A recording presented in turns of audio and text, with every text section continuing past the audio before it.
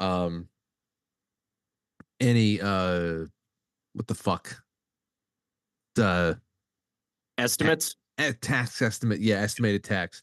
Last year I had at this time I had already put like a $8,500 in, and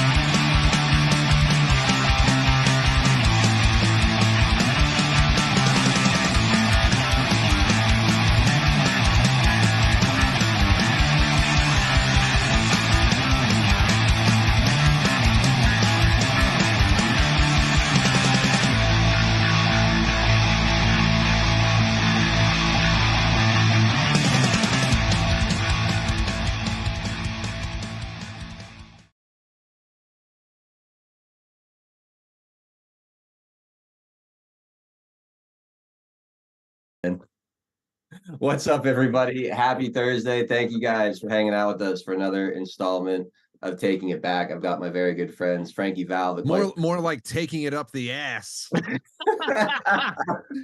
Merry Christmas. Yeah, Behind the scenes here, we were lamenting about how the IRS is just absolutely raping us each year. Everybody, just everybody. It's the worst. Ugh, it's the worst. It's the worst. It's incredibly frustrating. But anyway, it's good to be back with you guys.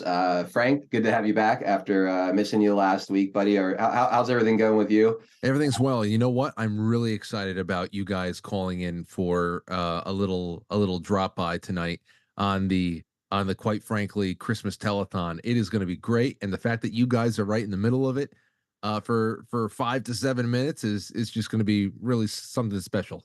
I'm really looking forward to it. Looking forward to it too, Frank.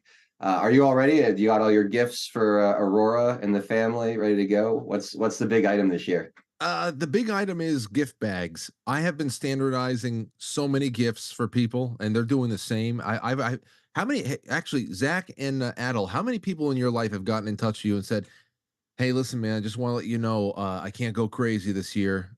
So everybody's getting a little something, but please don't feel compelled to buy me anything." Like I feel everybody is just, giving themselves a haircut and just wanting to standardize things, and I really appreciate it. So I give everybody a little wine, everybody a little bit of silver, and a little like a cigar, some coffee.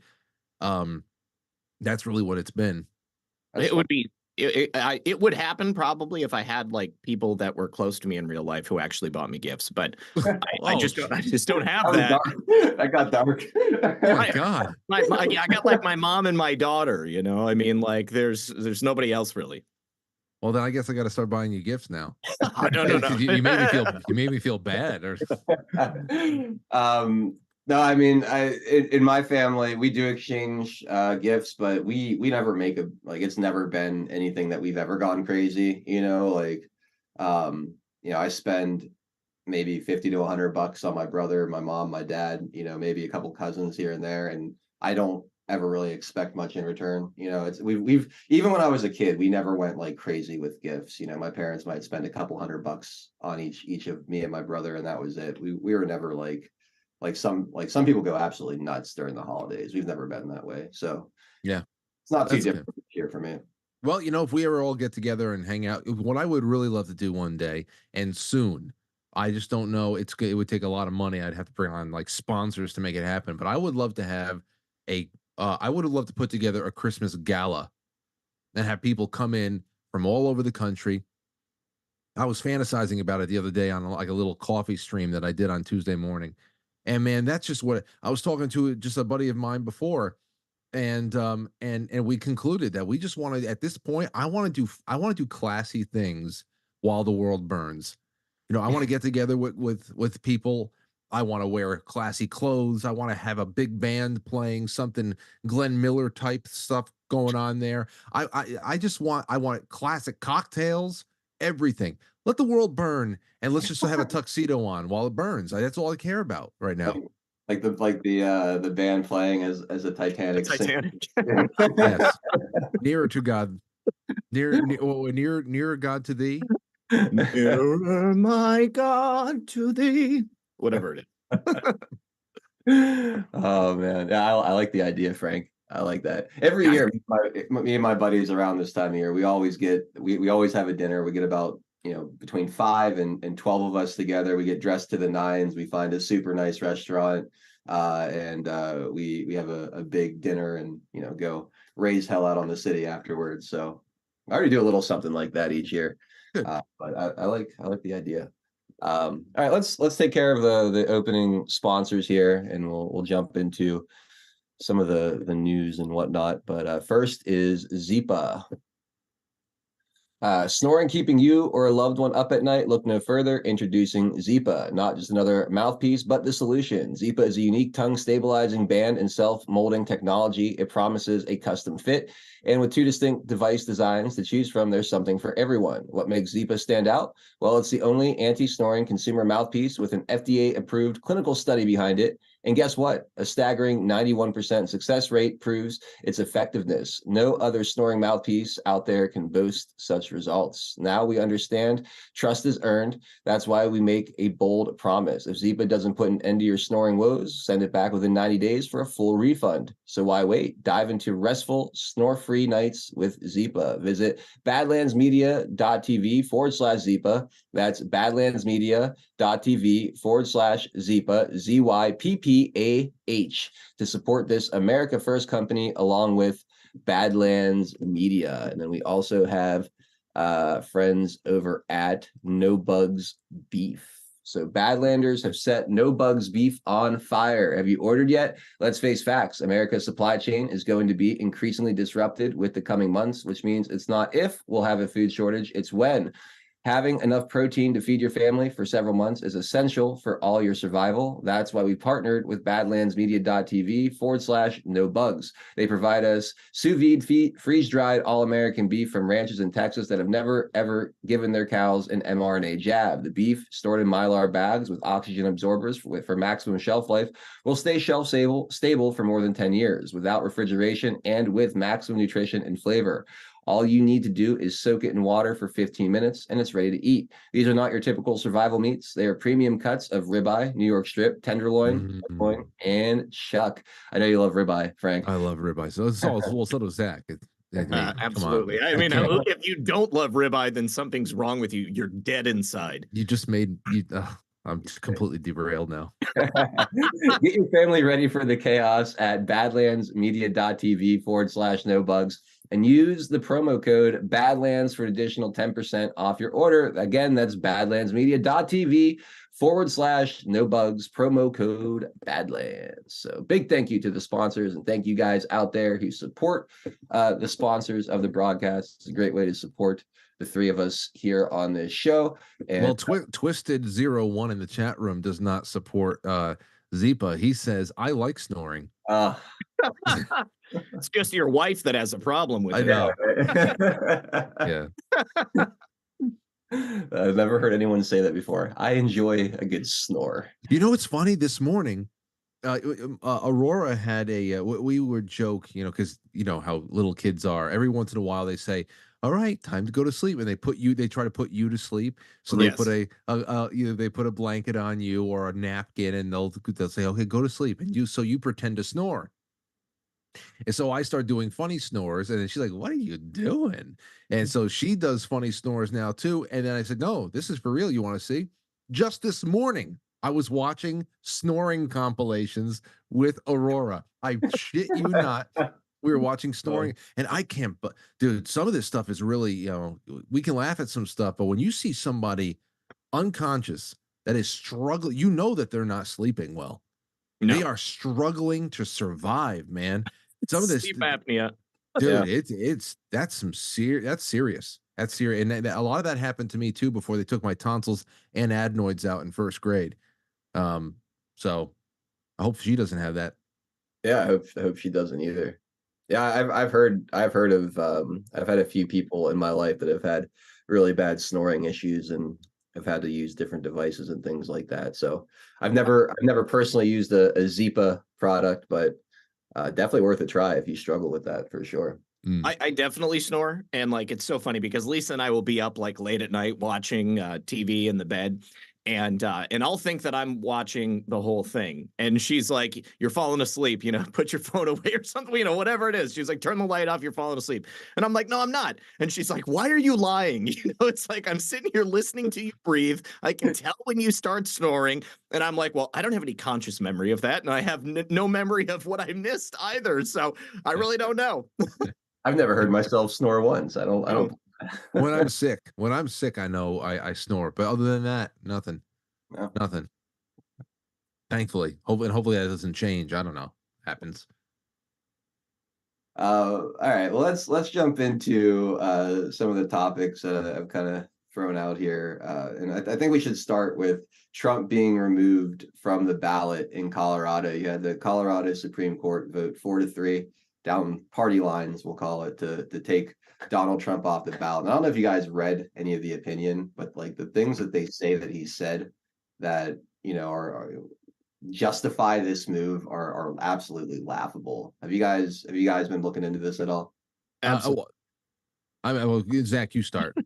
So yeah, it seems like their entire premise for their decision came from the January 6th commission, Mhm. basically everything that they published. And you know, truthfully, the whole thing is a publicity stunt. They did this not because they believe Donald Trump, you know, legally shouldn't be on the ballot, but obviously there's an ideological chasm there. They don't like him. They don't want him to be on the ballot. And I think that they expect that the Supreme Court is going to find in opposition to them. So it's not going to stand. And really, they were hoping that there would be headlines. And obviously there were. It was everywhere. You know, Trump barred from Colorado ballot, you know, but nobody mentions, you know, except, you know, they stayed their own decision. So he's actually still on the ballot. And he is going to remain on the ballot as a result of him challenging it to the Supreme Court. So he's not off the ballot. I mean, they've just, it's like someone stating publicly, Donald Trump is an insurrectionist. That doesn't make him an insurrectionist. It doesn't make him having, it doesn't convict him of doing anything illegal.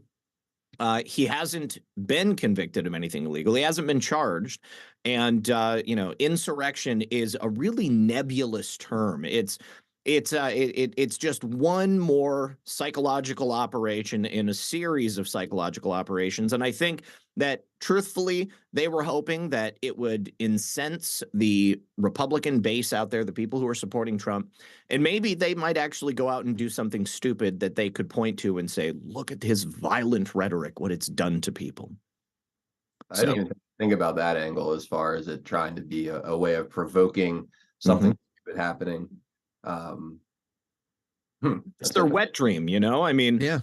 that's the narrative consistently has been that, you know, Trump's violent rhetoric, incensing his base, killing black trans women, and, you know, throwing gays off of buildings and stuff. But oh no, wait, I'm sorry, that's happening in Muslim nations, You not know, here in America. I'm glad you used the word dream because that's really all it is. You know, when you look at it, it's just you see it from the beginning. When you identify the patterns of the words that they use, the descriptors that they use, then you know exactly where they're going with it. And since the early goings of 2021, it was very obvious that they had called in all their bannermen. They had their crooked cops ready to remove the velvet ropes and bring everybody in.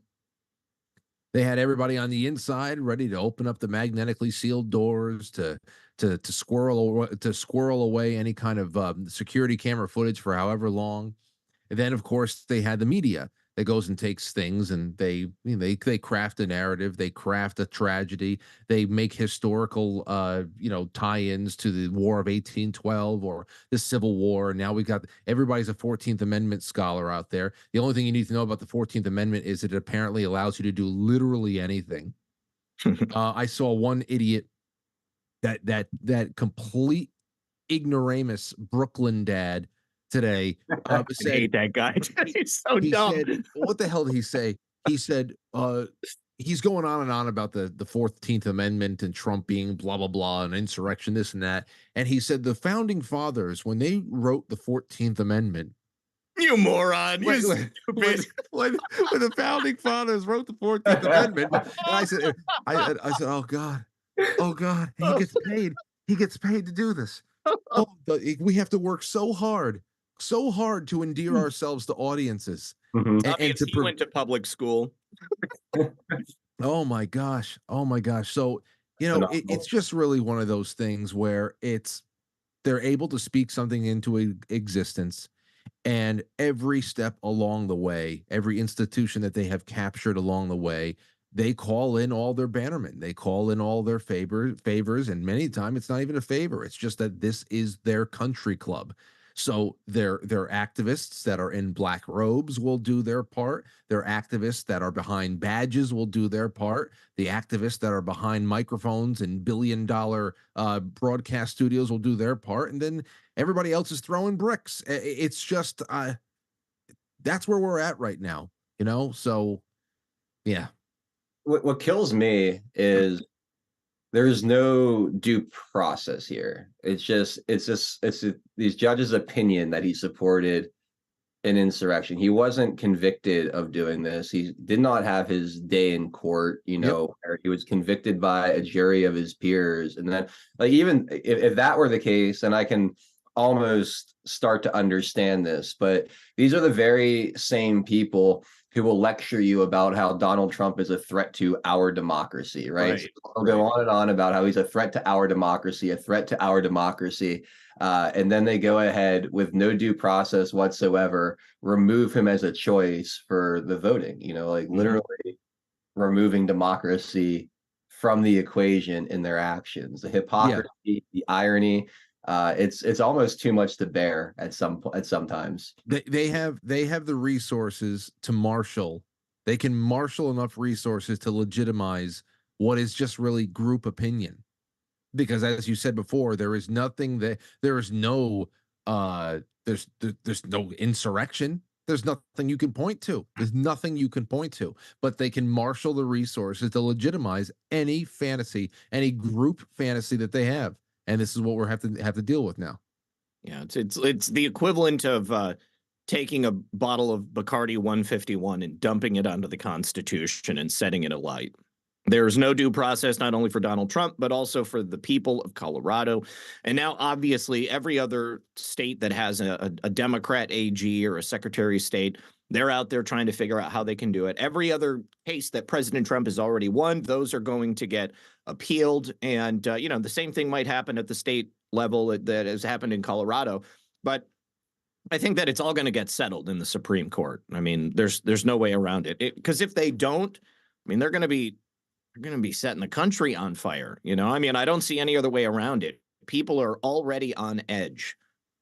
And that's all we need. Yeah. Well, but on the other hand, Zach, if they don't, then American voters might interfere with the election. So right. that's Exactly. Yeah. How dare you interfere with our election? So. Oh man. I was going to ask you about the cascading effect that this was going to embolden other states to more aggressively pursue this, trying to get this done also before the Supreme Court ultimately comes down and reverses this, which I fully expect them to do. Do you guys have any fear whatsoever that this will get past the Supreme Court? No, because there's at least a little bit of legal know-how. Like there are people on the Supreme Court who have an average IQ of probably over 100. Ketanji Brown Jackson brings the overall average down a little bit, but by and large, I think that they're going to be making the correct decision. Oh, Sotomayor is far stupider. She is far. Did you don't remember some of the things that she said during the COVID hearings? I do. I just didn't want to go all in. She is dumb. That's your favorite Sotomayor quote, Frank. What was your favorite one from that time? I remember. No, I don't have them locked away right here, but I remember taking certain clips from those exchanges there. The things that she said, um, like it was. I don't know if it was about the jabs or if whatever the hell it was about, but she was on such like first generation data that everybody, both left and right, had already moved away from and either had debunked and had found a way to rationalize why they were wrong. Like I remember watching that. It felt I was not in here, so it was definitely maybe a summer or two ago. I remember watching that and going, "Wow, this is first gen, narrative." I mean, because obviously nothing was ever honest. So this Yeah. is first gen lies that she's still stuck on, and she's just so unintelligent. So the Supreme Court, there's nothing supreme about it, except that there's nothing above them. Yeah. No, I mean, We're basically one vote away from like ultimate tyranny with the Supreme Court. So I mean, they might surprise us. Who knows? But I don't know. Do they want a revolution? Really? I mean, Do you think that we have a revolution in our bones? Do you really think that? I don't know. I think a lot of people would just get killed real quick, to be honest with you. But Ah, I mean, it's likely that something would happen. I don't think that what is the percentage of the people who engaged actually physically in the Revolutionary War? It was like 8% of the population. yeah. I think there's at least 8% of people out there that would just be like, you know what, I've had enough. I'm done. no, 8% of 350 million, still a lot. It a lot is. of, a lot of manpower for It's a sure. lot of man, but I And I you don't know, know. I think before a lot of people were worried, they're just going to send in the military. Well, they screwed the pooch on that one, didn't they? Who are they going to send in? A bunch Yeah, of blue-haired weirdos and trannies and people on TikTok who don't even want to be in the military. No, hey, I'm not going out there unless I get bonus time. Mm. um, here's what Ron DeSantis said about this. I'm curious what you guys think about this quote right here. He's being asked about the decision to remove Trump from the Colorado ballot. I think the U.S. Supreme Court is going to reverse that. But here. Oh, wait.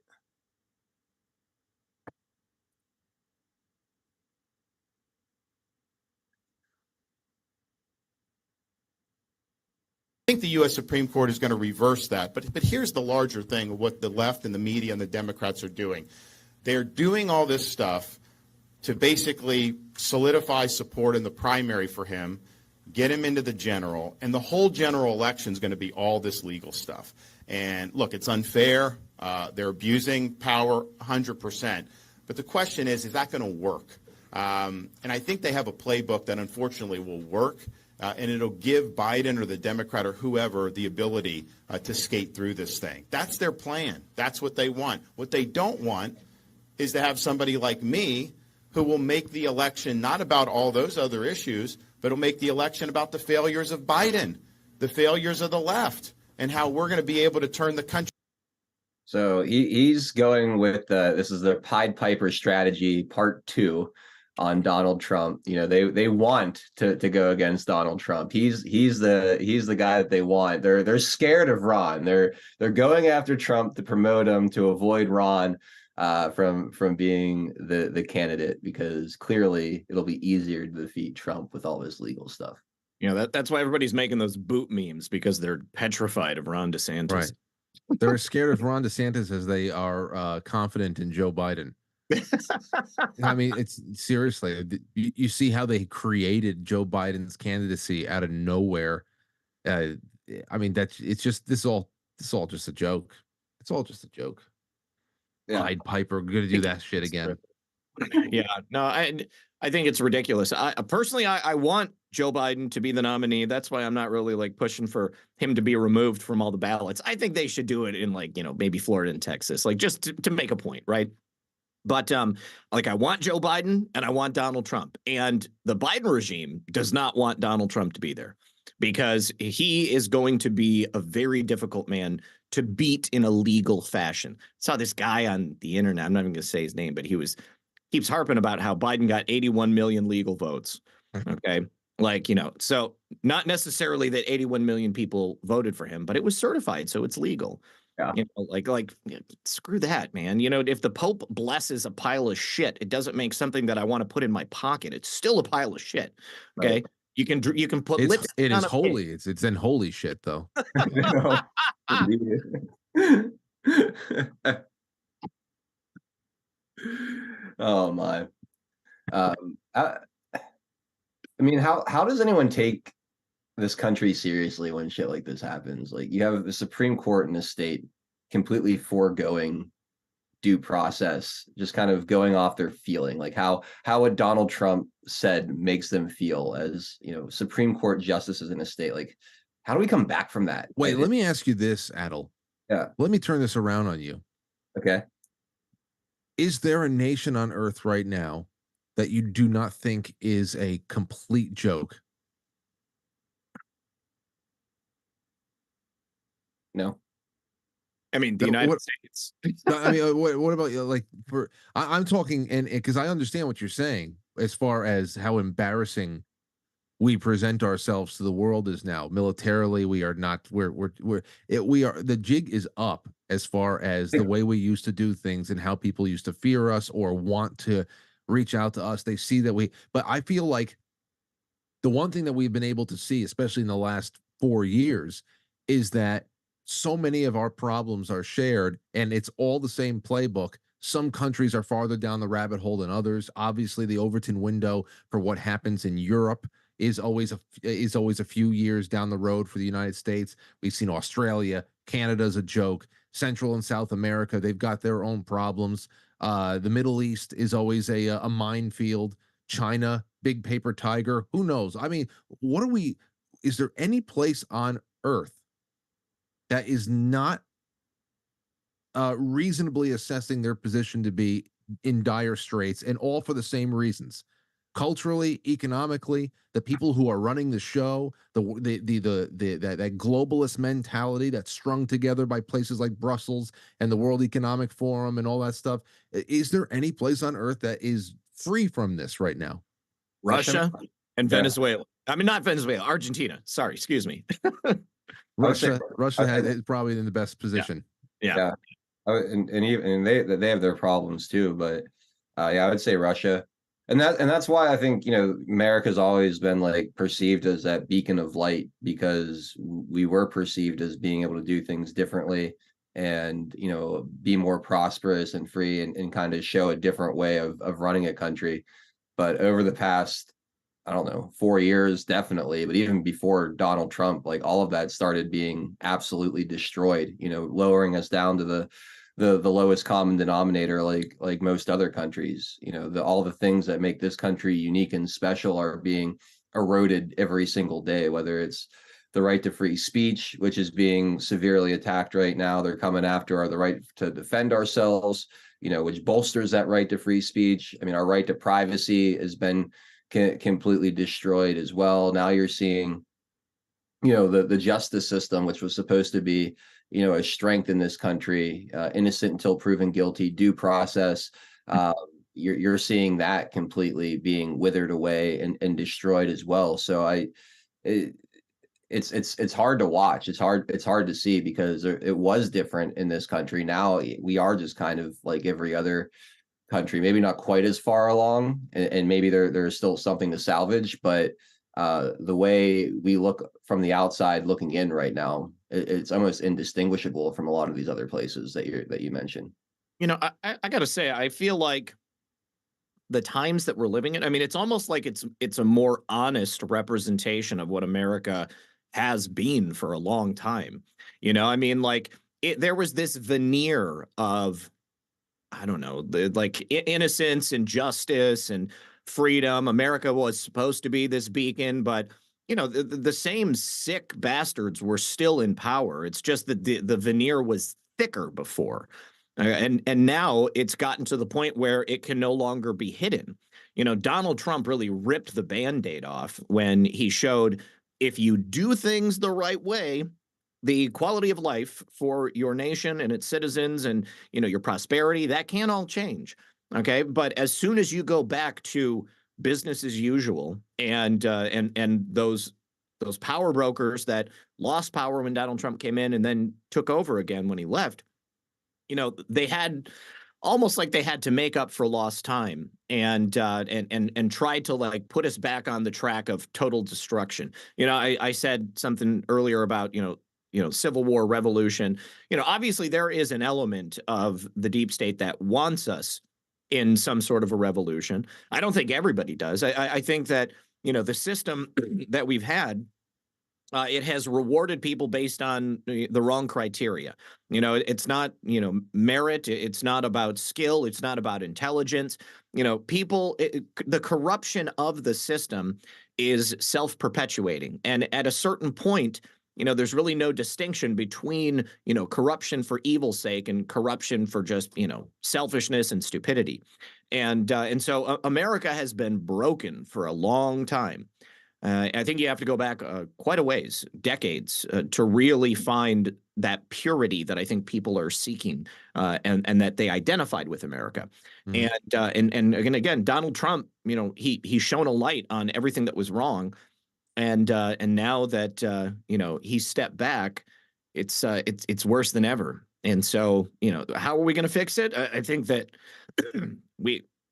I mean, I don't know. You got to tear it down. You got to go back to the foundations before you can build a perfect home. Is it possible, in your opinion, and in today's age, that to have the America the founding fathers had envisioned, right? It's really up to how ballsy you're going to get on the local level. Mm-hmm. Like, that's what when I have to get Larry Sharp back on my show. He was our libertarian candidate for governor here in New York for multiple cycles, and he's out there. He had some great ideas, especially when it came to education in New York, and what so much of it was based on was coming up with really savvy ways of spending in-state money to create better opportunities for educational success for New York children, putting more choice in their hands, not keeping them in school until age 18, to actually give them more trade options to be able to bounce out of high school around 16 years old instead. And it was all predicated on generating all of those opportunities in state and refusing federal money.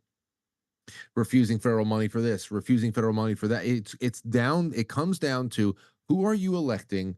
What approach are you having to your state government and your local government that is going to reclaim your autonomy as a free and sovereign state? Because that is exactly what needs to be happening. You are not autonomous politically if you are beholden to Washington, D.C. grant money. It's just not happening. So the states, that's the only way you're going to be able to find this. And it's essentially, how do you find the independent will to clean up your home state and essentially leave the dirty, mangy dog that is Washington, D.C. out on the back porch until it finally goes away, because you're not giving it another chop. And then we're really going to see just how far the feds are going to go to remind you of what the real Abraham Lincoln did for this country. And that was, it was turned from a voluntary union into an involuntary national government. And we settled the secession argument with blood, and that should have never happened. But this, even though it's not secession, it's just it's restoration. Still, think about how much rides on DC's unending authority over every local matter. It's really just going to be about what people do on the state level, and they've got to get ballsy. They gotta. And I'm rooting for all of you. I think that we're a little bit farther behind the 8 ball than many of you out there are over here in New York, but still, that's where it is. To your point, Frank, I remember you doing a show a while back. I can't remember who it was. I think it was who was the mayor in New York City, De Blasio maybe, but he needed to do a budget, and he was waiting to see who won the Senate, if it was the Republicans or Democrats who won the Senate before he did the New York City budget. Right, that was 2020. They're waiting. New York City, Bill de Blasio, before he left, and Black Bill de Blasio came in. Before that happened, he was waiting to see what the result of the Georgia runoff was going to be. Mm-hmm. You know, think about that. You're the mayor of an American city, 700 miles away and probably 5 or 6 states away from an election. You're waiting to see what happens in Georgia because you know that if the balance of power changes in the Senate, it's going to affect your budget. It's incredible. That's why the cities are able to play so you want to see big blue American cities get conservative real fast? Have the money dry up. They're going to Yeah. have to. I mean, it's just serious. It's as easy as that. Yeah, no, I mean, I couldn't agree more. That always stuck out to me. I remember you doing that show and talking about that. I was like, that is kind of fucking wild that he's waiting for the Senate's runoff before he does his local budget. Like, it's so backward. It's so antithetical to how this whole thing is supposed to operate. Yeah. All right, let me go ahead and get these other couple sponsors a few minutes here. We got a new one on this show, Arrow Tags. So let's see what's up with Arrow Tags. Tired of endless cycle of buying and tossing those paper tree air fresheners? Enter Arrow Tags, where their dream was to craft a solution to this very problem. Arrow Tags are the first ever laser engraved, rescentable car air fresheners made right here in the USA. Born in the makerspace of the Cleveland Public Library, Arrow Tags is not just a business, it's a revolution, a testament to the American dream. They're not just about freshening your space, but doing it better. With a commitment to longevity, aesthetics, and sustainability, Air Tags are designed to last longer, look great, and reduce waste, replacing those fleeting scents with something you can count on. Choose Air Tags and be part of a larger movement for a fresher, safer, and more sustainable world. Visit badlandsmedia.tv/aerotags. That's AROTAGS, and use promo code BADLANDS for 10% off your order. That's badlands.tv/aerotags, AROTAGS, promo code BADLANDS for 10% off your order. And then one of my favorite sponsors, Earth Garden Botanicals. Are you looking for herbal solutions that are clean and natural? Look no further than Earth Garden Botanicals, your America First herbalist, nestled in the heart of Northwest Montana. Earth Garden Botanicals takes pride in crafting small, handcrafted batches of herbal remedies using only the finest organic and wild-crafted herbs from their local mountains. Sunshine and Pine Tea Blend is a harmonious combination of Western white pine and nutrient-rich herbs, the perfect afternoon pick-me-up that provides you with a boost of vitamin C, suramin, and quercetin. Herbs of 1918 is a time-honored formula widely used during the 1918 pandemic, whose reputation endures. Fire cider is a timeless tonic infused with apple cider vinegar and warming wellness support ingredients. Elderberry tonic is a customer favorite. Elderberries are gathered from the mountains near Glacier National Park, blended with honey, herbal tinctures, and fire cider to create a tonic that's praised for respiratory support.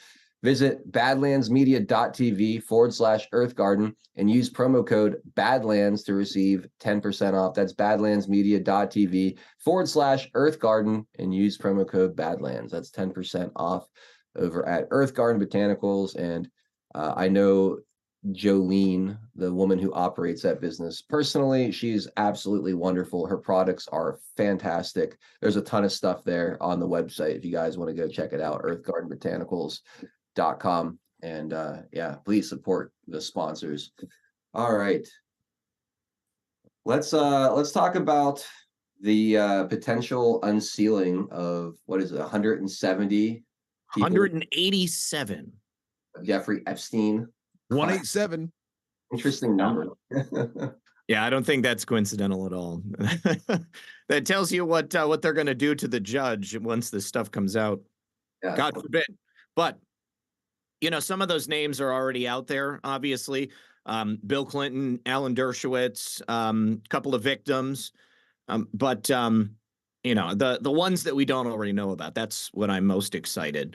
And I hope that there's some context with them as well. Like, it's not just a blanket list of, you know, these people knew Jeffrey Epstein. These people were groomers or the I forgot the word that they use, but the recruiters, But I hope that there is context. Otherwise, it's just going to be a list of names. Yeah. I don't have too much hope in anything crazy. Yeah, they're building this up big time, or at least, a lot of the different outlets that I visit are really building this up, and you see it all over Twitter. I see this as one of the threads that could really, when you pull on it, start to unravel the sweater a bit. Because so much was made of Pizzagate and how that was like this far fringe right wing conspiracy, and then you had, Q, and Q is reduced to a conspiracy about satanic pedophile rings in the government. And so much has been made about that in the mainstream. I feel like if this were to blow up and become a big story, it would really hurt all of that, all of those narrative and talking points used to kind of dismiss this stuff in the past, and could really have a great impact, and maybe even bring people together a little bit against this machine that is constantly operating to the detriment of humanity here in this country and across the world, really. But you don't sound super hopeful, Frank. Well, I mean, I agree with you that these are the only threads that are worth pulling on. Um, there's no political solutions to what we have going on right now, especially on a federal level. So I believe in local action. I believe in individual fortification of mind, body, and spirit. And if there is ever something that would pique my interest, it would be into cracking open, really getting to the bottom of the Epstein type stories, because it's to think that any judge or any FOIA request is going to open up a treasure chest full of fully um fully preserved documentation of the 100% truth of the matter of what Jeffrey Epstein represented and what system he was plugged into and who his superiors were, the superiors that were able to rebuff the FBI and scare the McCains and all that other stuff. I mean, you're talking about system ending revelations. Okay, this is up there with JFK. This is up there with the secret tech, high technology, UFO questions, all that stuff.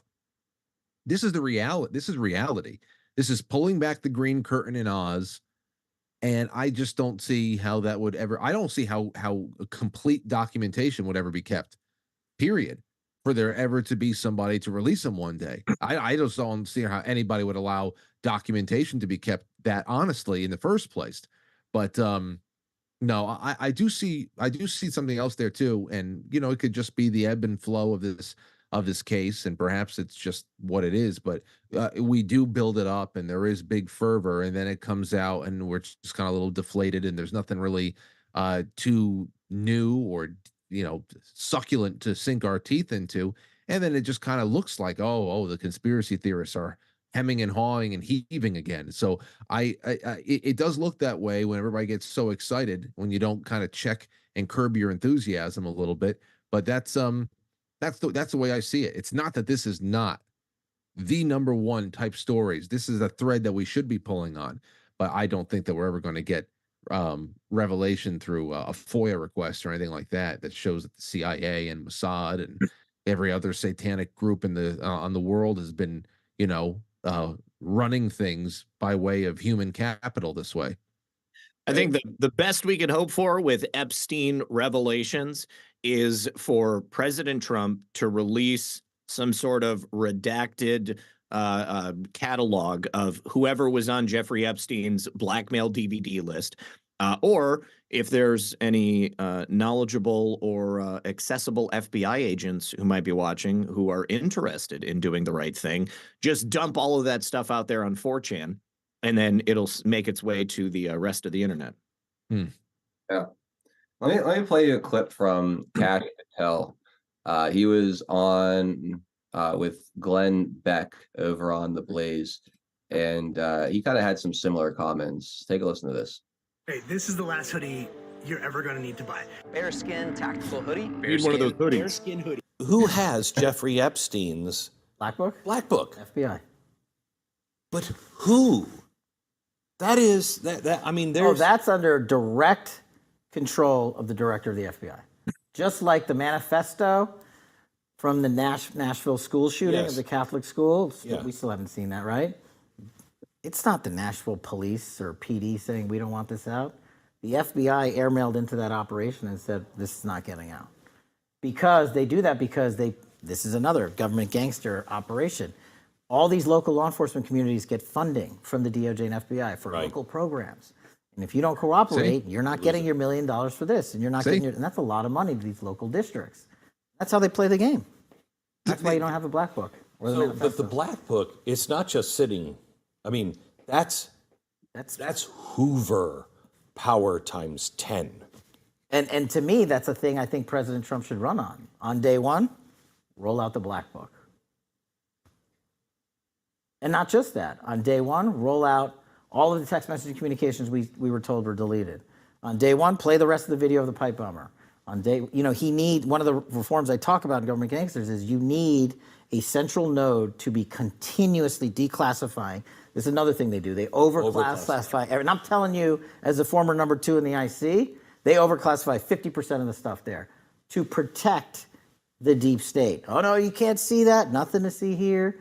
Gina was a master at it, of doing it. And we still haven't seen half of the Russiagate report that we wrote. Still under lock and key. On how the ICA was originally constructed. We put 10,000 man hours against John Brennan's team that did it. And we found out why they came up with their bogus conclusion. But we couldn't sell it to the world. All right, so I want to stop that there. And I mean, he made the same point you did, Frank, about the federal funding and how that's leveraged. Yeah, whether you're talking about education or whether you're talking about highways or you're talking about a worldwide human trafficking operation, blackmail operation, it's all the same thing. Mm-hmm. What do you think of that, though? I mean, for Donald Trump to run on that as an issue, would that be a smart idea? Like, you talk about the economy or drilling oil, closing the border, and I'm going to expose all these pedos. I'm going to release all of this stuff that's been unfairly kept from the American people, and running on that as a campaign promise would that cross over? Do you think? Do you think that? I don't know. If I were Donald Trump and I wanted to get that out there, Probably be quiet about it. I would either no, I just wouldn't bring it up out of nowhere. Mm-hmm. I would do a town hall and I would plant somebody in the audience and have them ask about Jeffrey Epstein and will you release this, and just have it be a yes or no question, but not something that seems like he's been thinking about it constantly and he wants to make it the tip of the spear of his campaign. I would plant a question somewhere and just have him respond to it. Yeah, I agree. I think that'd be the smart way to do it. Yeah, so like a more cerebral approach than bashing people over the head with it at rallies and stuff. Yeah, yeah. That'd be very weird if he started going around. We're gonna get the Epstein book. No, out of nowhere. Well, there is some, like, he had a chance to kind of pick up on, like, Marsha. I think was it Marsha Blackburn was trying to subpoena it, and then Dick Durbin stopped it from happening. Like, she was trying to subpoena the Black Book. Like, he could have used that because that was a story going around as a way of saying, if I'm elected, like, I'm just gonna release this all myself or order the declassification of all this. He didn't do that. I think that would put a big target on his back. I mean, like, I think they're already afraid that that's going to happen. I mean, like, President Trump having access to everything that the people want and the things that we've been talking about. I mean, I think they're deathly afraid of it. And, I think it would be much smarter if it was low key and all he has to do as soon as he comes into office, just open the floodgates. I know. That'd be great. I can see that. There's part of me, though, that would love to see, like, how the media would try to spin that, right? If he made that a focal point of his campaign, like every opportunity he spoke, every rally, interviews he gives on, if he was constantly bringing up, the Epstein Black Book and all these other things that need to be declassified, and that was really a focal point. I would love, like, the media wouldn't be able to ignore that. yet they would have to find a way to tell people that that's somehow dangerous or shouldn't be allowed. You know what I mean? He would kind of corner them into almost supporting the cover up of a pedophile network while simultaneously calling it a conspiracy theory. You know, it'd be a really interesting tightrope to watch them try to walk. I think that's what I would find most fascinating about that scenario if you went down that road. I feel like really that's the path they've already taken. You know, I mean, they'd probably be like, Donald Trump goes full QAnon and talks about satanic pedophile cult, even if that's not what he said. You know, that's the direction they would take. And, you know, and then they would minimize Jeffrey Epstein and, you know, well, I don't know. I feel like they've already made fun of that as a serious issue. And they only talk about Epstein when they absolutely have to. You know, keep in mind, somebody leaked that photo of Bill Gates the other day. Yeah, All right. I kind of missed that. So What photo? There's a photo of Bill Gates with one of Epstein's victims, a Polish model. And it's funny, Enty on Crazy Days and Nights said that for whatever reason, Bill Gates stopped paying his bribery money this month. And that's why that photo came out. And then like 2 days later, we get the word from Judge Preska that all of these names are going to come out, you know, and I don't know if it's, again, I don't know if it's going to be like transcripts. It's going to be, you know, documents from the case. I mean, you know, That came out as a blind item. Well, the picture was released, and then the blind item came out immediately thereafter. And he also said the world's richest farmer, who is Bill Gates, and then a royal from a very cold climate are going to have a very bad month as a result of Judge Preska's release of this information. Now, you know, the royal, immediately you think Prince Andrew, but Jeffrey Epstein was associated with a female royal who was from like Scandinavia or something like that. And I don't remember her name. It's out there. You can find it. But, you know, so I can only imagine that there's going to be some like specific information. It's not just going to be a list of names. And the reason that I think that also is because the media keeps portraying it just as a list of names, you know, all it's going to be is just a bunch of associates. I haven't even heard them touch on it, honestly, in the mainstream at all. Like, Daily Mail. I don't watch a lot, but I haven't seen anything specifically or any clips. Typically stuff like that will pop up on my Twitter feed. This has been purely Twitter for me. Yeah. I haven't seen anywhere else.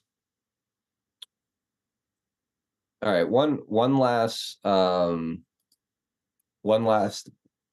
thing I want to quickly touch on with you guys here is a couple of Rasmussen polls on how people. So Vivek Ramaswamy was talking about the Great Replacement theory in the last debate, and it sparked quite a bit of controversy in the mainstream. And Rasmussen did a poll. So look at some of these numbers. So the question is how likely is it that some people are promoting mass immigration to the United States as part of a political agenda to replace the existing American population? And of all voters, 57% say it's at least somewhat likely, 36% it is very likely. And then there's another angle to this here. The Great Replacement theory is not some grand right-wing conspiracy theory, but a basic statement of the Democratic Party's platform. And look at the agree. 40% of Democrats even agree with that. And yeah. Just saying, yeah. What are you going to do about it at this point? Yeah. Yeah. It's true. It's awful. And Yeah. I'm glad that there's more attention being put on the kinds of people that are coming over the border, that there are just armies worth of sub-Saharan Africans walking through. I mean, this is going to be, I mean, I'll tell you, it's not going to be it's not going to be long before you find one rummaging through your garbage in your garage looking for, I'm telling you, it's not going to be long. Yeah. I find it encouraging though that when you see these, you know, it's over 50% of the country, even 40% of the Democrats understanding what's happening down there at the border. Every time I see these type of polls, it just seems like the grip on the narrative and just the overall consciousness of the people is slipping away from the establishment. We haven't seen the fruits of that really in any tangible way, recently at all. But I feel like it's coming. I feel like there is a groundswell of a raising of general consciousness in this country happening. That at some point, and hopefully the near future, we're going to see some fruits of actual change, actual action of one way or another to kind of reset our trajectory a little bit from where we're currently heading. I think it's inevitable. I think you're finally starting to see that happen in large metropolitan areas. I mean, the homelessness and drug problem was already bad. And now you compound it with the tens of thousands of illegals that are showing up in these various cities. And the people are getting really, really frustrated. So I think it's inevitable. Things are going to boil over. That'd be great. Yeah, do it. That would be great. I hope that what we can do is like once consciousness, if you whatever metric you can use to rate to measure collective consciousness, once it reaches critical mass, I wish that like every person who's not supposed to be in this country right now just blinks away. Oh no, we're 56%. And once we get to 57%, it's gonna just blink away and boom. All of a sudden, there's a lot more room. All of a sudden, and everybody went back to where they came from, and that's just great. But that I'll tell you, things turning around. I think everything has its turn, but this time around, it's not like changing fashion. It's not like a certain style of pants is going out of fashion, and now it's just okay. That's all behind us. There is an incredible. I mean, Europe is grappling with this idea now too. Yeah, Mass deportation. That is a lot of work. Yep. That is, and not only a lot of work, but it is baked into it is, guerrilla style urban warfare. Mm-hmm. Because it's not just people aren't just going to get into the paddy wagons and be shipped back across the Mediterranean in Europe. There is going to be wars in the streets of France and everywhere else. I mean, that's just what it's going to be. And this was part of the reason why it was done in the first place. This is like the barbs went in, it's serrated, and it's going to be hard to pull it out.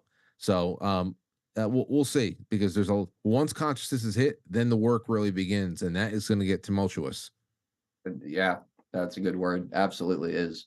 All right, we have like 2 minutes left, so why don't we just go ahead and we'll wrap up here for the afternoon. Thank you guys, everyone out there, for watching. Again, share the links, help people find the replay, hit the thumbs up button, hit the red pill button, repost the show, all those little things that don't cost you anything, but help us continue to grow. Zach, I know you've got your show here in like 2 minutes. If you want to go ahead and plug what you got going on and say goodbye, go ahead and do that. I'll be live at 5 p.m. on Red Pill News Live. So check me out if you guys want to. And other than that, I hope everybody has a wonderful holiday. I'll be live on Friday night, but I'm taking Saturday, Sunday, and Monday off for the extended festivities. I love you both. Thank you as always for having me. Merry Christmas. I'll see you later. Oh yeah, that's right. Sorry, catch me tonight at 8:15 on Quite Frankly. That's it. See you guys. Peace. All right, later. Take care. Frank, before you go ahead and plug your show for tonight, because I know you've got a super fun broadcast planned. How are you feeling about the 28th for next Thursday? Do you think you'll be good to do this show, or are you going to be around? I think so. Yeah. Why? Oh, just kind of close to the holiday. I didn't know if you'd have plans or just have other things going on. No, I should be good, and I think I'm going to be working right until the 30th. I think I have some stuff I'm going to be doing on Saturday night, the 30th, one way or another. Either I'm going to do my own show, or I'm going to fill in for a blonde again on Matt Christensen's show, because I think she's having a baby. I don't know when that happens, but I've been put on alert. So, yeah, next week I'm taking Monday, obviously, but also the 26th off. So it from the 27th, 28th, 29th, 30th, I'm here for you, whatever. Excellent. Very cool. Well, go ahead and plug your show tonight. I know you've got a lot of cool guests going to be popping in to the Christmas show tonight. Oh yeah. We've got good ones, and it's starting right off the top. We go live at 7 o'clock. QuiteFrankly.tv. You can watch the first hour pretty much everywhere. But the full 2 hours live is on QuiteFrankly.tv, powered by Foxhole and Pilled. And then after I get off of there, I'm going to be uploading this full episode. I usually do on Rumble and Rockfin and BitChute and everywhere else, but I'm going to even put this full episode on YouTube, because it's not going to be. It's just going to be a whole bunch of people coming in. I haven't told anybody who's coming on. I want to tell you. I want to tell you some of the people who are coming in tonight, but it's going to be good. And our buddies Zach and Adel and Zach will be on with me at 8:15 for a few minutes. Just some Christmas wishes, some holiday, New Year wishes and dreams, and we'll see what happens from there. Hopefully, it leaves everybody feeling nice and peppy afterwards. Awesome. Yeah, no, I'm looking forward to it. I'll be checking in from my phone. I'm going to be out and about this evening, but I'll be able to pop in on my phone and spend a few minutes with you guys. I'm really looking forward to it. Absolutely. All right, man. Thanks for everything. Yeah, man. Thank you, Frank, and we'll talk to you soon. Take care. All right, there he goes. Frankie Val, the Quite Frankly Show. You can find all of his content at quitefrankly.tv, powered by pilled.net. He goes live 7 to 9 p.m. Eastern Time, Monday through Friday. Zach Payne, live right now on Red Pill 78. You can find all things Zach Payne at redpill78news.com. My name is Adel Nero. My channel is 412 Productions. I'd love to earn your follow. You could just type in 412 Productions on Pilled or on Rumble, Odyssey, Cloud Hub, D Live, wherever it is you choose to watch. Just again, it's 412 Productions. I'd love to have you guys over. I go live at 4 p.m. Eastern Time, Monday through Friday as well. So that is basically it. Just going to say some thank yous to all of you who have been so supportive of the broadcast. I'll start over on Rumble with Ophelia's Flowers hooking us up with a $20 Rumble rant. Says Merry Christmas, Adel. Merry Christmas to you, Ophelia's Flowers. Great to see you in the chat. I hope your Thursday is going awesome, and I really appreciate the support. Hopping over to Pilled, where the gold pills are. Thank you guys again so much for these. Floyd says a tucking it back cookie. Right on, Floyd. Thank you for the cookie. Boys Blanc, Ohio Kimmy, thank you as well. Braves Piano, cheers. Thank you for the can. Paul Thaddeus says Merry Christmas, Adel. Thank you for the cookie, Paul, and Merry Christmas to you as well. My man CB Joey hooking us up with the ship. That's so nice of you, Joey. Thank you very much. Merry Christmas to you as well. Filter Dog One says, come on, Frank Sinatra party. Thank you for the can, Filter Dog. M the Painter says, JP Morgan's White Star Titanic had to sink, so anti-Fed reserve people would die. Yeah, I've read all about that. That's the Titanic conspiracy is an interesting one for sure. Thank you for the can. Jesse 81138, Ohio Kimmy, thank you guys for the cookies.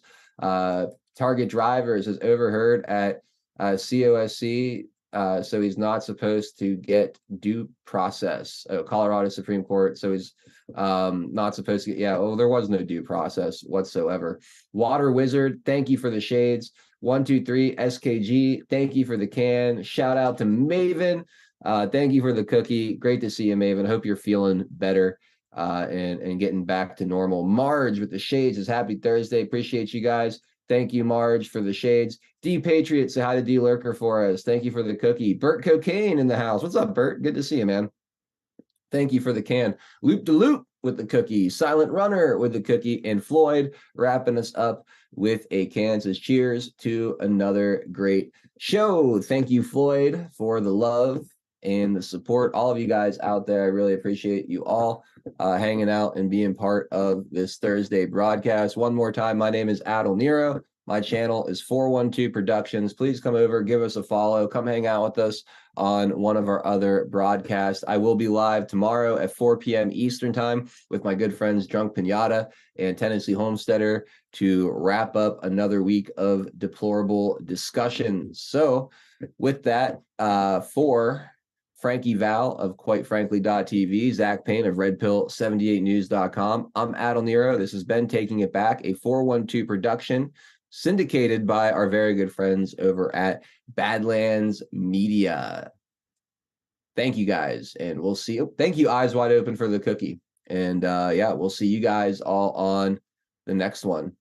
Bye, everybody.